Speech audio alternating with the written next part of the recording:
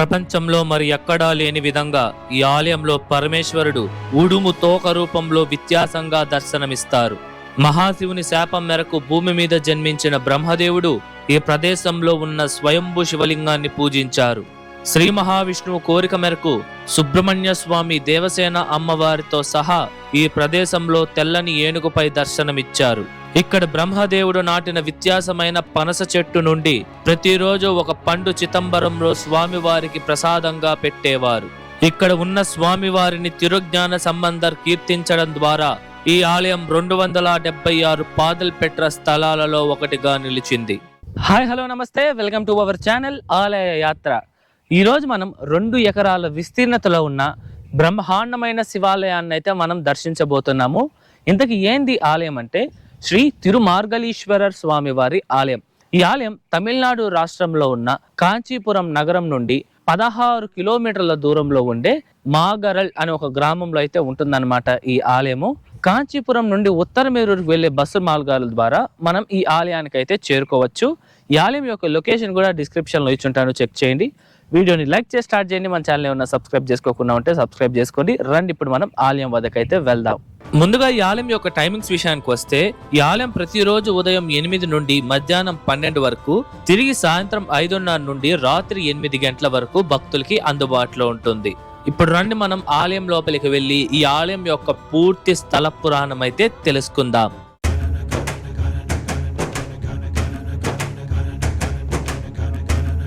పూర్వం త్రిమూర్తులలో ఒకరైన బ్రహ్మదేవుడు తనకంటే ఉత్తముడు ఎవరూ లేరనే గర్వంతో ప్రవర్తించేవారు. ఆయన గర్వాన్ని చూసి పరమేశ్వరుడికి విపరీతమైన కోపం వచ్చి బ్రహ్మదేవుడిని భూమి మీద జన్మించమని శపిస్తారు. పరమేశ్వరుడు విధించిన శాపం మేరకు భూమిపై జన్మించిన బ్రహ్మదేవుడు ఈ ప్రదేశానికి వచ్చి ఇక్కడ ఉన్న స్వయంభూ శివలింగాన్ని పూజించారు.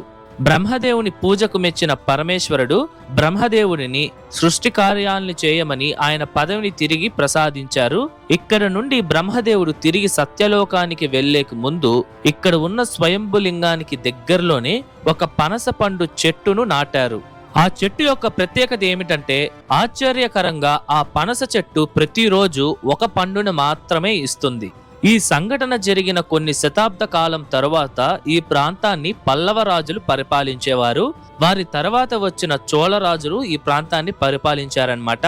అలా చోళరాజుల్లో ఒకరైన రాజేంద్ర చోళ తన పరిపాలనా కాలంలో ఈ పనస పండు చెట్టు గురించి తెలుసుకున్నారు. అప్పుడు ఆ చోళరాజు ఒక షరతును విధించారు. అదేంటంటే, ప్రతిరోజు ఈ గ్రామం నుండి ఒకరు వచ్చి ఆ పనస పండును తీసుకొని ఇక్కడ నుండి చిదంబరంలో ఉన్న నటరాజస్వామి వారి ఆలయానికి వచ్చి ఆ పండును పూజారికి అప్పగించాలి అని అయితే ఆయన ఆదేశించారు. అప్పటి నుండి ప్రతిరోజు ఈ గ్రామంలోని ఒక వ్యక్తి పనస పండును తీసుకొని వెళ్లి పూజారికి ఇవ్వగా, పూజారి చిదంబరంలో నటరాజస్వామి వారికి నైవేద్యంగా పెట్టి స్వామివారికి పూజలు చేసిన తరువాత ఆ చోళరాజుకు పనస పండ్లను ప్రసాదంగా ఇచ్చేవారు. అలా ఒకసారి ఈ గ్రామంలో ఉన్న ఒక బాలుడి వంతు వస్తుంది. అప్పుడు అతను, నేను ఈ పనస పండును ఎత్తుకొని చిదంబరం దాకా వెళ్ళలేనని చెప్పి గ్రామస్తులందరినీ, మీరు వెళ్ళండి, నేను మీ అందరి ఇళ్లకి కాపలాగా ఉంటాను అని చెప్పగా గ్రామస్తులందరూ ఒక పనస పండును తీసుకుని వెళ్తారు. అప్పుడు ఈ గ్రామంలో ఒక్కడే ఉన్న ఆ బాలుడు తన మనసులో, ఏంటి ఈ రాజు తన సైన్యానికి చెప్పవలసిన పనులన్నీ మనకు చెప్తున్నారు, అయితే ఈ చెట్టు ఉన్నంత వరకు మాకు ఈ బాధ తప్పదు అని నిర్ణయించుకున్న ఆ బాలుడు సాక్షాత్తు బ్రహ్మదేవుడు నాటిన ఆ పనస చెట్టును పూర్తిగా కాల్చేస్తారు. ఆ గ్రామస్తులు చిదంబరం నుండి వచ్చే లోపే ఆ చెట్టు కూడా పూర్తిగా బూడిదైపోయి ఉంటుంది. గ్రామస్తులు ఏమి జరిగింది అని అడగగా ఆ బాలుడు చెట్టు తనంతకదే కాలిపోయింది అని చెప్పగా గ్రామస్తులు కూడా పిల్లాడు ఎందుకు అబద్ధం చెప్తాడు అని చెప్పి ఆ మాట నమ్మేస్తారు. తర్వాత రోజు చిదంబరానికి పనస పండు రాలేదు. దానికి కోపగించి తానే ఈ ప్రదేశానికి వచ్చిన రాజు ఎందుకు పనస పండు రాలేదు అని అక్కడున్న గ్రామస్తులని అడగగా బాలుడు వచ్చి ఆ రాజుకి ఏ మాత్రం భయపడకుండా, నేనే ఆ చెట్టును కాల్చేశాను, ఎందుకంటే మీరు మా ఇబ్బందిని పట్టించుకోకుండా మాకు ఎటువంటి వసతులు ఇవ్వకుండా మమ్మల్ని చాలా ఇబ్బంది పెట్టారు, దానికి కోపంతో నేను ఈ చెట్టును కాల్చేశాను అని చెప్పగా రాజు, మీరు నన్ను అడిగి ఉండాల్సింది, మీరు నన్ను అడగలేదు, అయినప్పటికీ చెట్టును కాల్చి నువ్వు చాలా పెద్ద తప్పు చేశావు, నీకు పెద్ద శిక్షే వేస్తాను అని చెప్పి ఆ బాలుడిని బంధించడానికి అతని దగ్గరికి వెళ్తూ ఉండగా బంగారు ఉడుము ఆ రాజు ముందరే వెళ్తూ ఉంటుంది. అది చూసి ఆశ్చర్యపోయిన ఆ రాజు తనకి ఆ ఉడుము కావాలి అని తన సైన్యంతో పాటు అతను కూడా వెళ్తూ ఉండంగా ఆ ఉడుము ఒక పుట్ట లోపలికి వెళ్లడం చూస్తారు.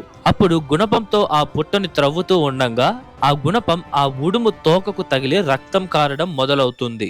అప్పుడు అందరూ సృహ తప్పి పడిపోయారు.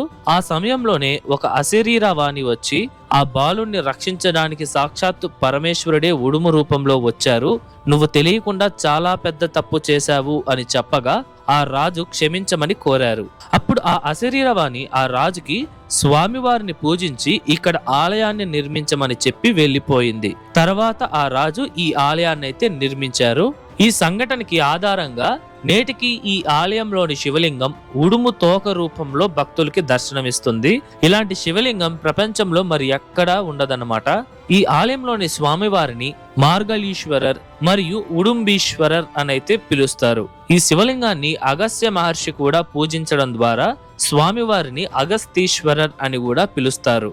ఈ ఆలయంలోని మరొక పురాణం ప్రకారం సుబ్రహ్మణ్య స్వామి వారు శూరపద్ముని సంహరించే సమయంలో అతనితో పాటు వచ్చిన ఇతర రాక్షసులను కూడా సంహరిస్తారు. అప్పుడు మక్కిరగరన్ అని పిలువబడే ఒక రాక్షసుడు అక్కడ నుండి తప్పించుకొని ఈ ప్రదేశానికి వచ్చి ఇక్కడ ఉన్న శివలింగాన్ని మనసు పూర్తిగా పూజించారు. ఇందుచేతే పూర్వం స్వామివారిని మక్కిరేశ్వరర్ అని పిలిచేవారు. అది కాలక్రమేణా మాగరలీశ్వరర్ గా మారింది. శూరపద్ముణ్ణి సంహరించిన తరువాత సుబ్రహ్మణ్య స్వామి వారు దేవతల రాజైన ఇంద్రుడి కుమార్తె అయిన దేవసేన అమ్మవారిని మధురై దగ్గరలో ఉన్న తిరుప్పుర కుండ్రంలో వివాహం చేసుకున్నారు. అప్పుడు ఇంద్రుడు తన దగ్గర ఉన్న ఐరావతం అని పిలువబడే తెల్ల ఏనుగుని సుబ్రహ్మణ్య స్వామి వారికి బహుమతిగా ఇచ్చారు. అప్పుడు వివాహమైన ఈ కొత్త దంపతులను సాక్షాత్తు శ్రీ మహావిష్ణువు వారు చూడాలని అనుకోగా సుబ్రహ్మణ్య స్వామి వారు దేవసేన అమ్మవారితో సహా ఆ తెల్ల ఏనుగుపై కూర్చొని ఈ ప్రదేశంలో శ్రీ మహావిష్ణువు స్వామి వారికి దర్శనమిచ్చారు. 63 మంది శైవ నాయనార్లలో 28వ వారైన తిరుజ్ఞాన సంబంధర్ తన పద్యాలతో ఈ ఆలయంలోని స్వామివారిని గొప్పగా కీర్తించి తెవ్వారంలో లిఖించారు. ఇందుచేతే 63 మంది నాయనార్లచే ప్రతిపాదించిన 276 పాదల్పెట్ర స్థలాలలో ఈ ఆలయం కూడా ఒకటిగా నిలిచింది. ఇదివరకే మన ఛానల్లో దాదాపు 17 పాదల్పెట్ర శివాలయాలను అయితే దర్శించడం జరిగింది. మీరు ఎవరన్నా చూడకపోయింటే మన ఛానల్ ప్లేలిస్ట్ లోకి వెళ్తే అక్కడ 276 పాదల్పెట్ర స్థలం టెంపుల్స్ అని ఒక సిరీస్ ఉంటుంది, అందులో చెక్ చేయండి. ఆ ఆలయాలన్నీ చాలా పురాతనమైనవి మరియు శక్తివంతమైనవి, ఒకసారి చూడండి. ఈ ఆలయంలో అమ్మవారికి ఎటువంటి ప్రత్యేక మందిరం అయితే లేదండి. మనం స్వామివారిని దర్శించుకోవడానికి లోపలికి వెళ్ళేటప్పుడే మొదట్లోనే రైట్ సైడ్ లో అమ్మవారు అయితే ఉంటారనమాట, ఒక చిన్న సన్నిధిలో. ఈ ఆలయంలో అమ్మవారిని బల్లాంబిగై అమ్మన్ మరియు త్రిభువన నాయకి అని పిలుస్తారు. అమ్మవారు నిలబడుకొని ఉన్న భంగిమలో భక్తులకైతే దర్శనమిస్తారు. ఈ ఆలయంలో బ్రహ్మదేవుడు నాటిన ఆ పనస చెట్టు ఆ బాలుడు కాల్చడం ద్వారా ప్రస్తుతం లేదు గాని ఒక 10-15 సంవత్సరాల క్రితం ఇక్కడైతే ఈ ఆలయ సిబ్బంది వాళ్ళు ఒక పనస చెట్టునైతే నాటారనమాట. మీరు కూడా చూడవచ్చు. ఈ చెట్టే ఈ ఆలయం యొక్క స్థల వృక్షం.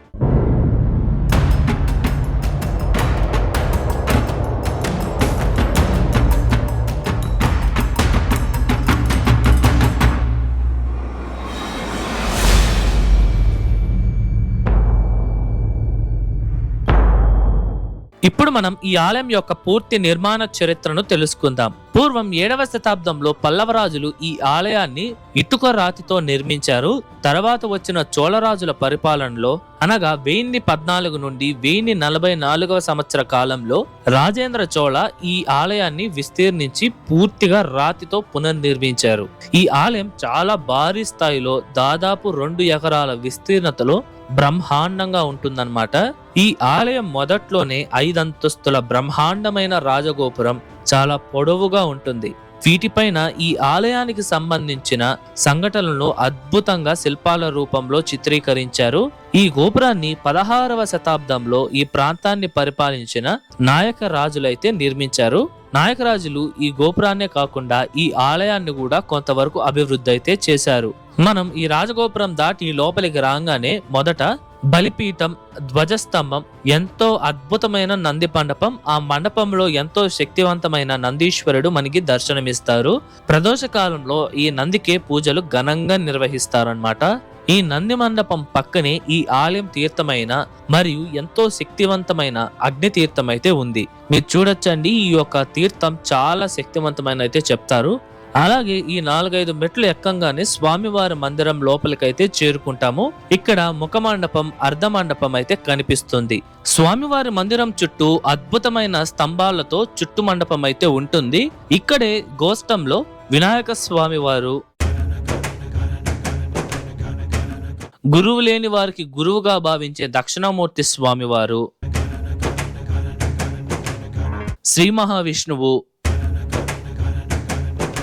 బ్రహ్మదేవుడు మరియు దుర్గాదేవి అమ్మవారు ఇక్కడ భక్తులకి దర్శనమిస్తారు. ఈ ఆలయ విమానం చాలా చాలా అద్భుతంగా ఉంటుంది. దీనినే గజవృష్ట విమానం అని పిలుస్తారు. ఇది చూడడానికి ఏనుగు యొక్క వెనక భాగం వలె ఉంటుందన్నమాట. నేను ఇప్పటి వరకు ఎన్నో ఆలయ విమానాలను అయితే చూశాను, కానీ ఈ విమానం మాత్రం నాకు విపరీతంగా నచ్చేసింది. అంత అద్భుతంగా ఉందన్నమాట. మరొక ముఖ్యమైన విషయం, ఇక్కడ స్వామివారికి అభిషేకం చేసిన తీర్థాన్ని సేవించడం ద్వారా రక్త సంబంధిత వ్యాధులు మరియు ఎముకలు, పక్షవాతం లాంటి వ్యాధుల నుండి నయమవుతుంది. అలాగే భార్య భర్తల మధ్య ఐక్యత లేకపోయినా, సంతానం లేకపోయినా, చేతబడి మరియు మంత్రశక్తి లాంటి చెడు ప్రభావాల నుండి ఉపశమనం పొందాలి అంటే ఈ ఆలయంలోని శివలింగాన్ని మరియు ఇక్కడ ఉన్న త్రిభువన నాయకి అమ్మవారిని పూజిస్తే నయమవుతుందని చెప్తారు.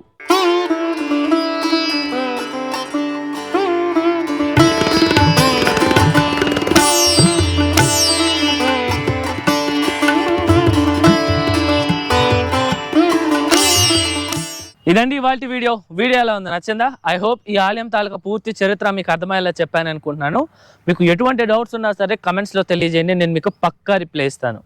అలాగే ఈ వీడియోకి ముందు మన ఛానల్లో 276 పాదలపెట్ర స్థలాలలో 3 ఊండ్రేశ్వర స్వామివారి ఆలయం, వాచేశ్వర స్వామివారి ఆలయం మరియు విల్వనాథీశ్వర స్వామివారి ఆలయం వీడియోస్తో పాటు ఇప్పుడు మనం చూసిన తిరుమార్గలీశ్వర ఆలయం నుండి ఒక 6.5 కిలోమీటర్ల దూరంలో ఉండే వ్యాఘ్రపురీశ్వర స్వామివారి ఆలయాన్ని కూడా మనం దర్శించడం జరిగింది. అంతేకాకుండా కాంచీపురంలో ఒకే ఆలయంలో ఉన్న 4 దివ్య దేశాలు ఉండే ఒలగనంద పెరుమాల్ వీడియో కూడా మన ఛానల్లో ఉంది. ఈ వీడియోస్ వాళ్ళకి లింక్స్ అన్ని నేను మీకు డిస్క్రిప్షన్లో ఇచ్చుంటాను, చెక్ చేయండి. వీడియోని లైక్ చేయండి, మీ ఫ్రెండ్స్ అండ్ ఫ్యామిలీస్కి అయితే షేర్ చేయండి, మర్చిపోకుండా మన ఛానల్ అయితే సబ్స్క్రైబ్ చేసుకోండి. మరొక అద్భుతమైన ఆలయం వీడియోతో మీ ముందరకు వస్తా. అంతవరకు మీ శివవరప్రసాద్ సైనింగ్ ఆఫ్.